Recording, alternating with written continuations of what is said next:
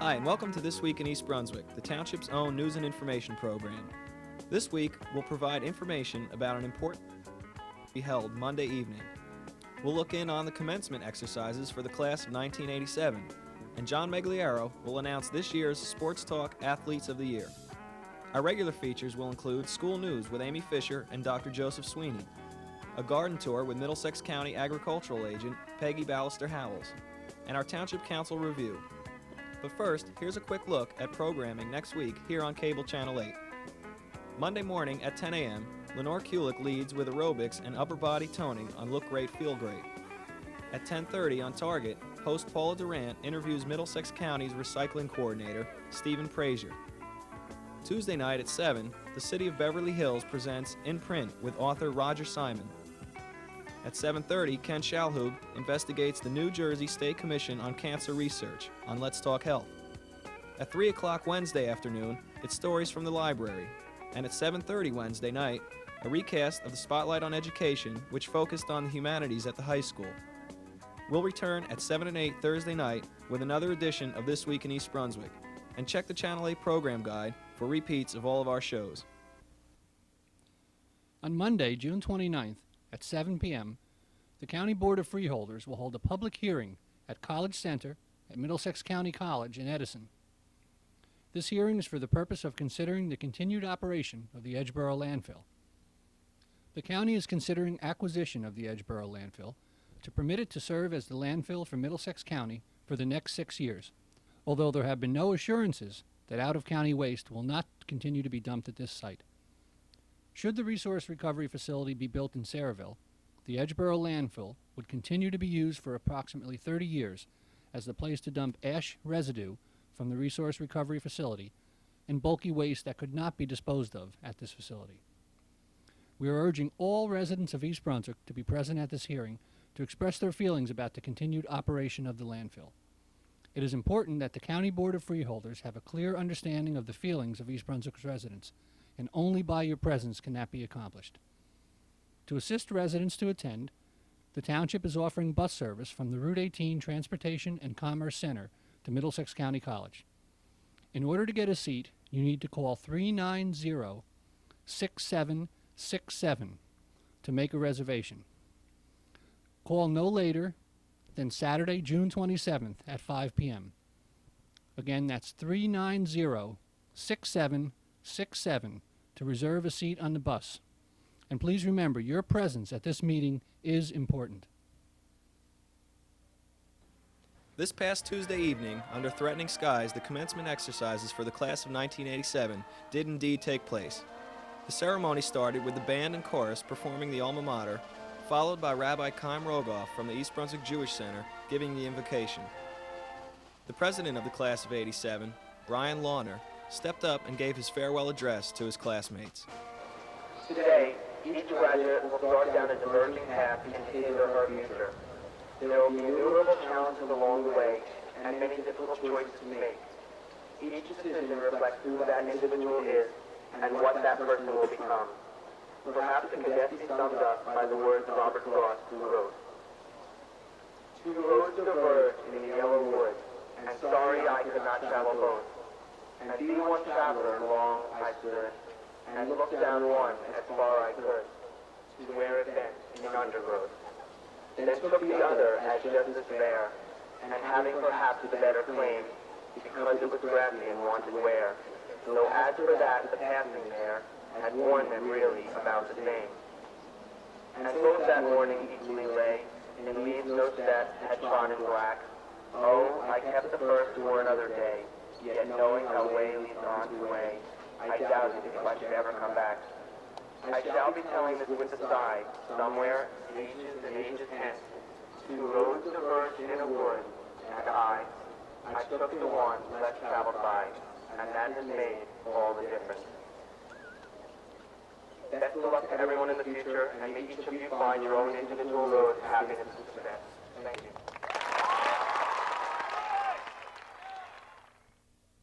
Also addressing her classmates was President of the Student Council, Allison Bush. The topic of her speech was ethics. Here she talks about some of today's leaders in the news. The events during this past year have been staggering. I could start with Gary Hart.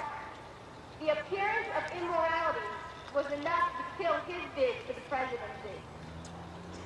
Or we could shake our heads in disbelief over the officials in the Reagan administration who were implicated in the Iran-Contra scandal. Or what about Ivan Boesky and the other high-powered Wall Street bankers who made hundreds of millions of dollars by capitalizing on insider trader information? We can also feel offended by the conduct of the television creatures Jim and Tammy Baker. They couldn't pay the church's bills while they lived a lavish lifestyle in a multi-million-dollar home. And just this past week, we read about the prison sentence of a former Secretary of the Treasury who was convicted of fraud. These people thought they never would be caught. They lied to the public and thought they were not governed by the same standards as ordinary people. And what is the moral of the story? Not to cheat or not to get caught while cheating? Well, no matter how you answer that question, our generation cannot afford to follow the example of some of our leaders. How can we relate a nationwide concern for ethical conduct to the challenges that will confront the class of 1987? Well, ethical dilemmas are not limited to the bankers and leaders and preachers. The East Brunswick High School class of 1987 will have both big and little decisions to make in the coming years. We have to allow our best instincts to guide us on the college campus and in the workforce. Do I give back the extra change to the cashier? Do I tell a little white lie to my employer when I take a sick day? Do I copy someone else's term paper to get through a college course? Perhaps we should be just a little more serious. We have to make a moral choice. Also, Dr. Joseph Sweeney, Superintendent of Schools, presented awards to students graduating with highest honors and also recognized the high school's foreign exchange student from Sweden. The following students are graduating with highest honors: David Tate, Charles Joe, Christopher Fiato, and Daniel Lonsky.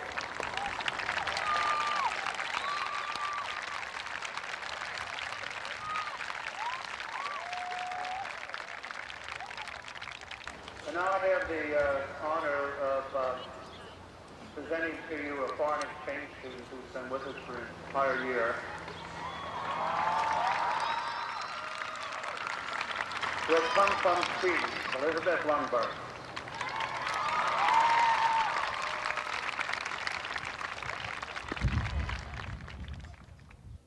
And with that, the President of the Board of Education, Dr. David Seiden, accepted the recommendations from Dr. Joseph Sweeney to graduate the class of 1987.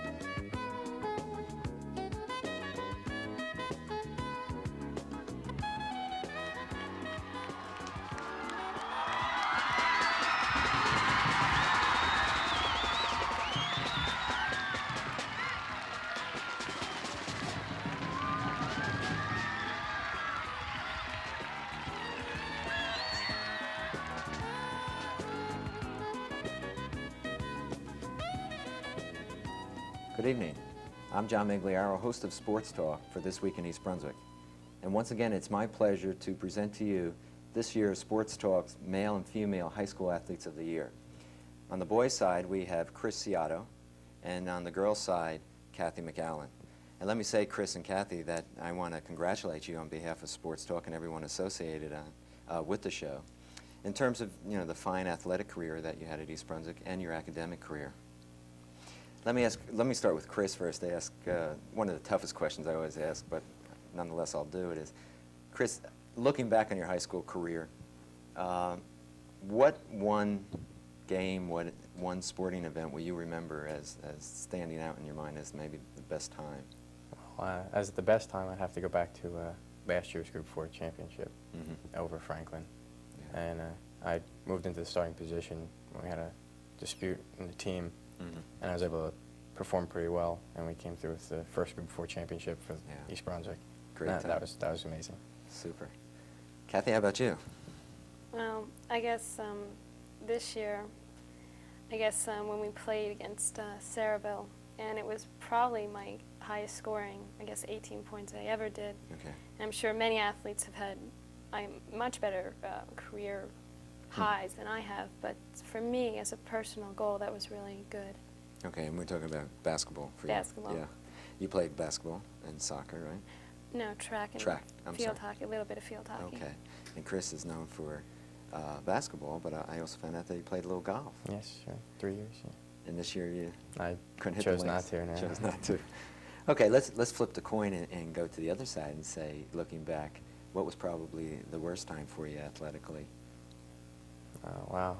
I probably have to say this year's Group 4 loss in Manalapan to Neptune. We lost by 1 point, and there were a lot of discrepancies throughout the game. We could have found 1 point, especially we had a buzzer beater shot by Chris Brill that a lot of people thought went, and then we had a shot at the end that looked like Ray Blinner was fouled on, and that could have gone either way.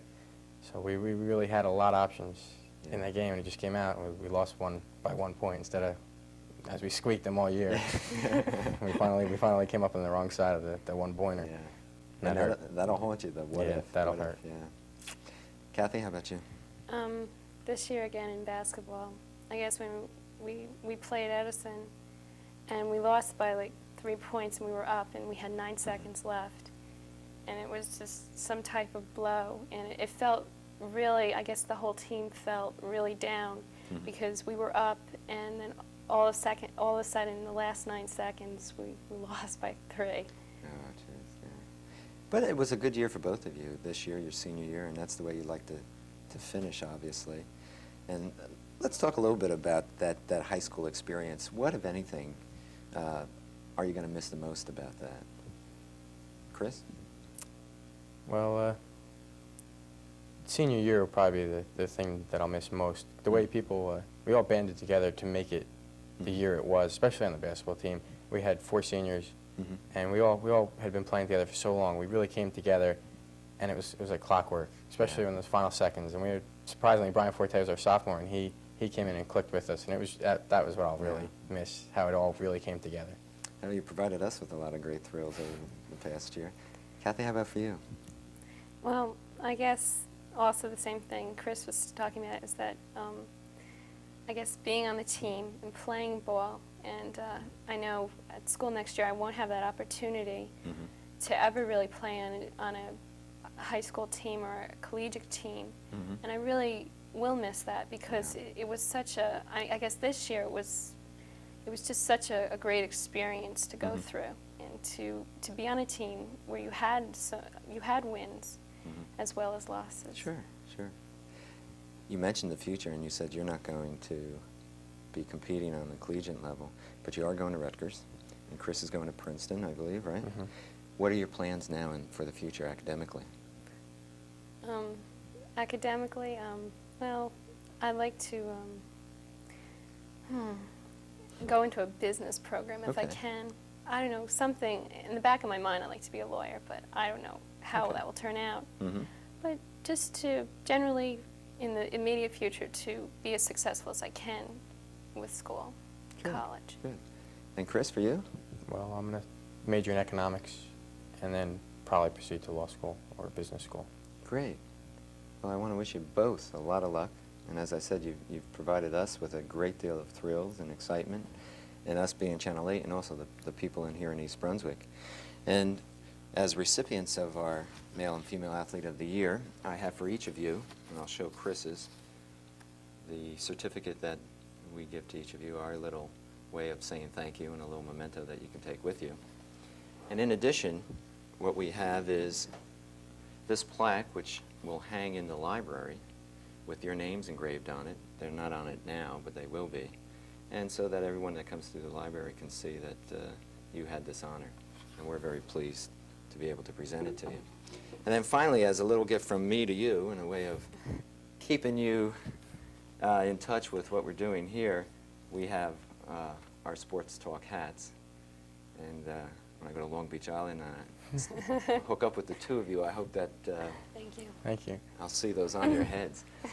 Anyway, again, thank you so much, first of all, for coming out tonight and for, again, providing us with some excitement and, more importantly, being the kind of people that you are and the role models that you provide for the underclassmen at the high school and those in junior high, that you can combine both, skill and academics and do it equally well.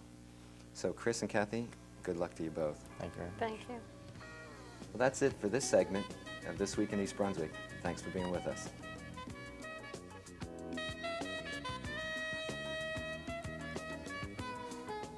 Hi, I'm Amy Fisher, the Information Officer for the school system.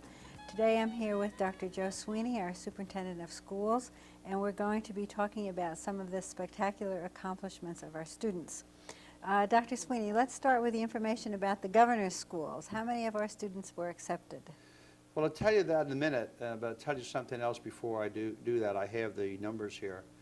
But about a week before the awards were officially sent to us, Mr. Coogan over at the County Superintendent's office called me on the phone to congratulate the school system and me.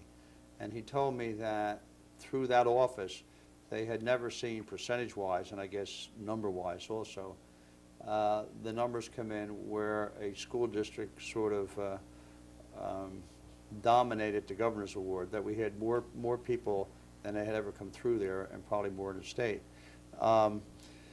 We had 2 youngsters in the school for public issues, and then we had 3 in the School of Sciences, and we had 5 in the School of Arts. Now, those numbers by themselves may not mean a great deal, but you have to relate them to 2 out of 100, 3 out of 100, and 5 out of 100, because that's were the people that were the top competitors.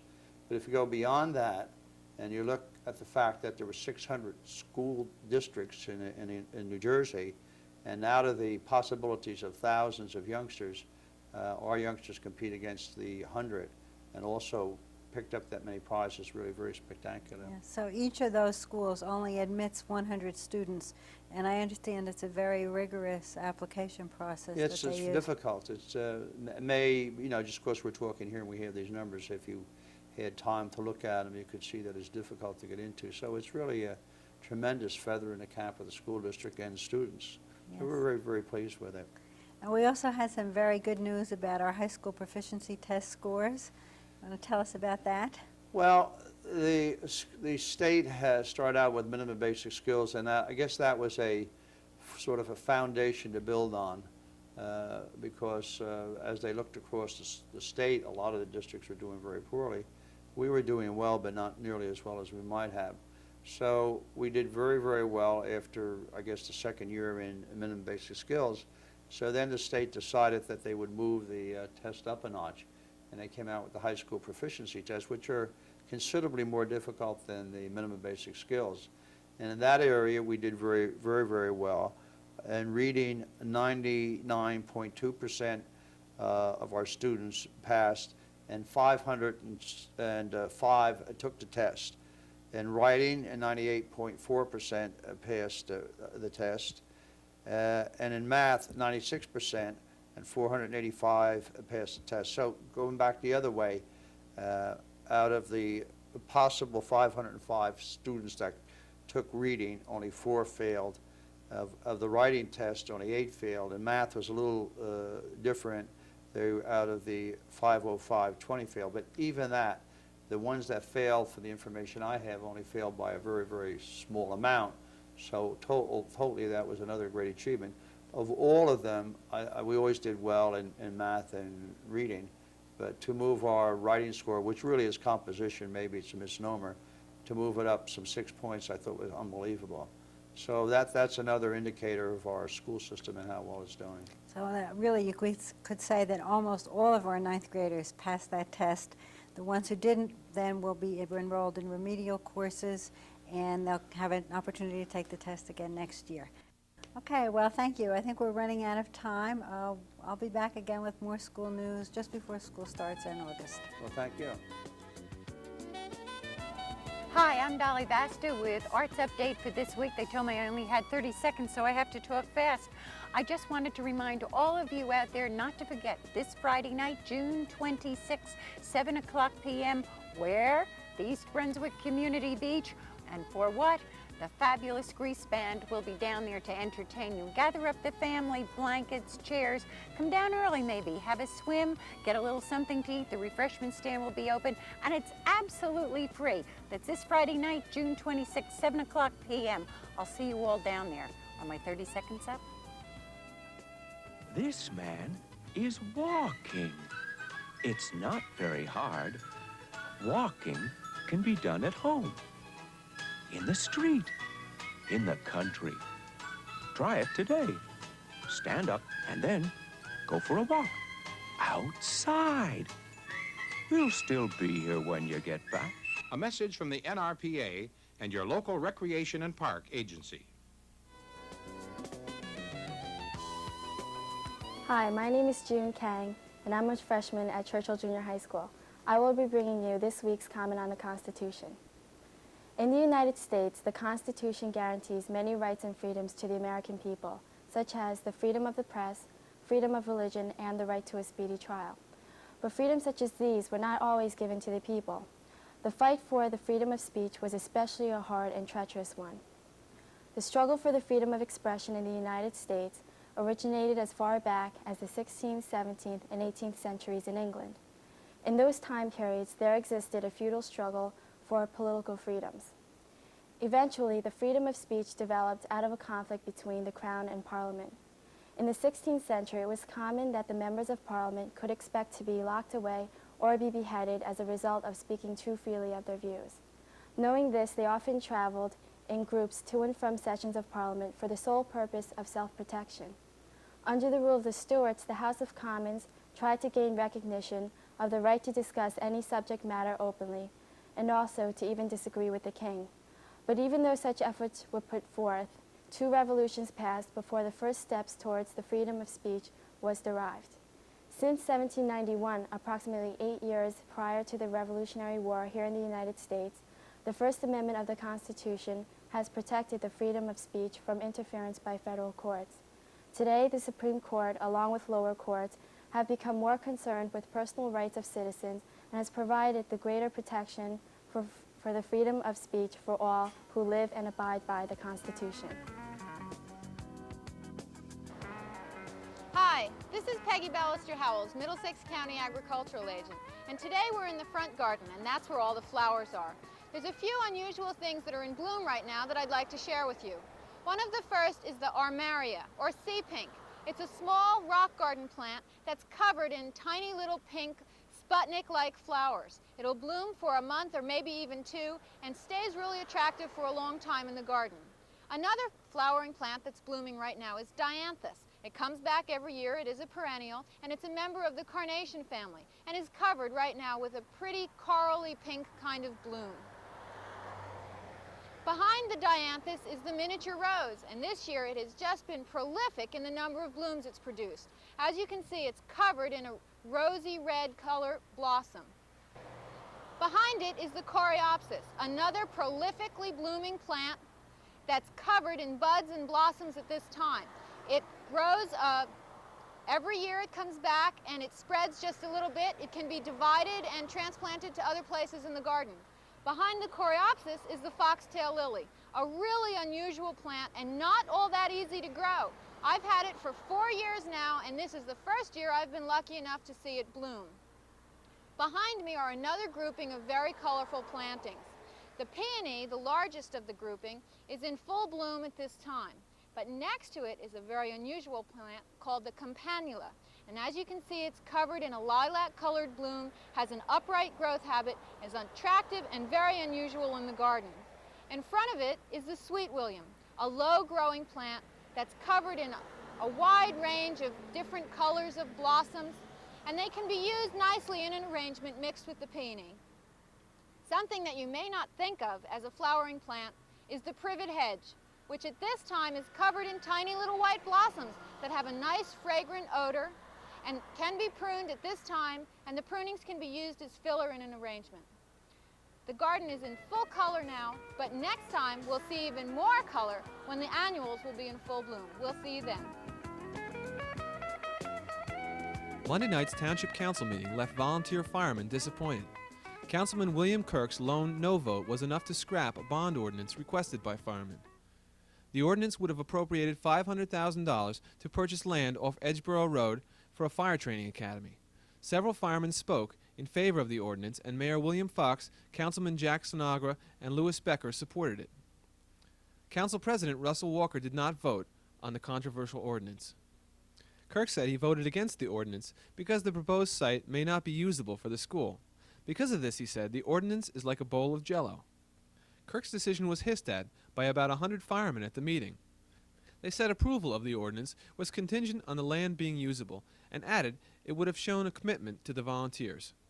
And Recreation Director Judith Lebline was also disapproved. The council voted against approving $500,000 for a bond ordinance for purchase of land off Old Bridge Turnpike.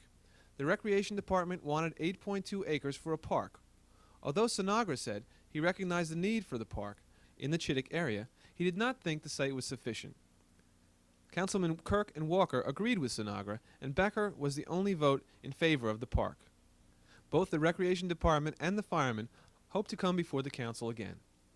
Society Hill 1 residents, however, got a helping hand from the council. The council voted unanimously to hold K. Hovnanian performance bonds until certain drainage problems at the development were repaired. Society Hill 2's performance bonds were released without contest.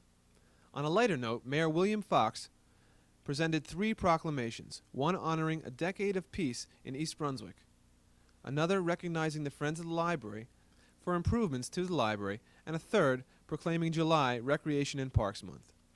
That's all for this week. Thanks for watching.